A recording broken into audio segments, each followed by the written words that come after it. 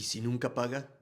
Hay cosas que parecen demasiado grandes para caer. Una empresa, un gobierno, una persona poderosa, una injusticia protegida por dinero, influencia o miedo. Y mientras pasan los años empiezas a pensar, nadie puede tocarlo. Pero detrás de esa frase hay una pregunta mucho más difícil. ¿Qué pasa si nunca paga? ¿Y si Dios lo está viendo y no va a hacer nada? Episodio 216, Nahum del 1 al 3. Hoy regresamos a una ciudad que ya conocemos, Nínive, pero esta vez nadie viene a predicarle arrepentimiento. Esta vez viene una sentencia. Aproximadamente un siglo había pasado desde Jonás. Aquella generación escuchó, se humilló y Dios tuvo misericordia. Pero ahora Nínive era nuevamente el corazón de una maquinaria brutal. Asiria había destruido el reino del norte, deportado pueblos, arrasado ciudades, amenazado a Judá. Y Nínive parecía intocable. Sus murallas parecían decir, aquí nadie entra. En 1912, cuando el Titanic salió de Southampton, representaba uno de los mayores logros de ingeniería naval de su época. Su diseño incorporaba compartimientos estancos y avanzadas medidas de seguridad. La confianza era enorme.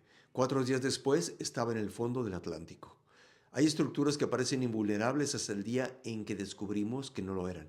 Nahum comienza, no describiendo las murallas de Nínive, sino describiendo al Dios que está fuera de ellas. El Señor es lento para la ira y grande en poder, y de ningún modo tendrá por inocente al culpable. Lento para la ira, grande en poder, las dos cosas juntas. Existe un fenómeno psicológico llamado habituación. Cuando estamos expuestos repetidamente a un estímulo, podemos dejar de reaccionar con la misma intensidad. Un ruido que al principio te molestaba, después de semanas casi desaparece de tu conciencia. Algo parecido puede ocurrir cuando vemos injusticia durante demasiado tiempo. Pasan meses, pasan años, nada sucede y comenzamos a pensar, entonces nunca sucederá. Podemos incluso cometer ese error con Dios, confundir demora con indiferencia. Pero Nahum está recordando palabras que Dios había pronunciado siglos antes a Moisés, después del becerro de oro. Dios se reveló como misericordioso y compasivo, lento para la ira, pero también como aquel que no trata al culpable como inocente. Su misericordia nunca significó indiferencia ante el mal. Por eso en medio de uno de los libros más severos de la Biblia aparece esta frase: el Señor es bueno, fortaleza en el día de la angustia, y conoce a los que en Él confían. Imagina un tribunal. Un juez acaba de sentenciar a un hombre culpable de destruir vidas. En una banca, alguien llora porque la persona que ama ha sido condenada. En otra, alguien llora porque finalmente hubo justicia. La sentencia es la misma. Lo que cambia es dónde está sentado. Y entonces Nahum nos lleva dentro de Nínive. La profecía comienza a parecer una cámara entrando en una batalla. Escudos, soldados corriendo, carros precipitándose por las calles, murallas sacudidas, puertas abiertas, personas huyendo, una ciudad saqueada. Y entonces Dios pronuncia las palabras más aterradoras del libro: estoy contra ti.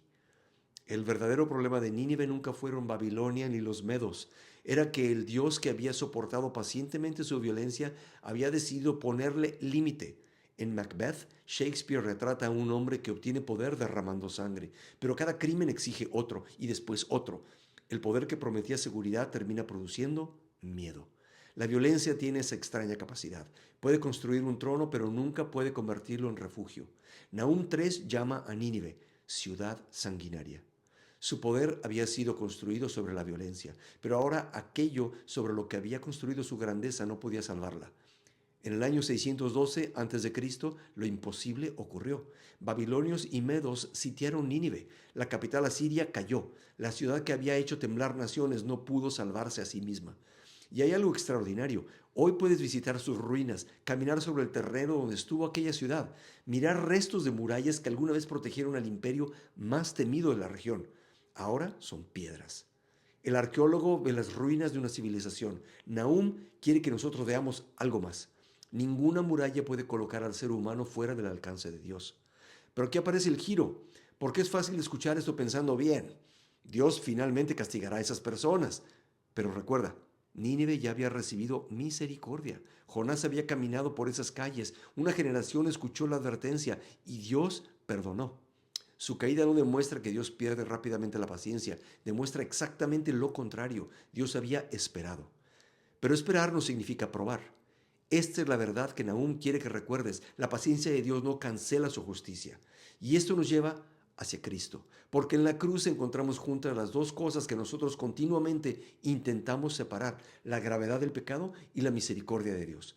Dios no mira el mal y dice, no importa, y al mismo tiempo abre refugio para culpables que vienen a Él.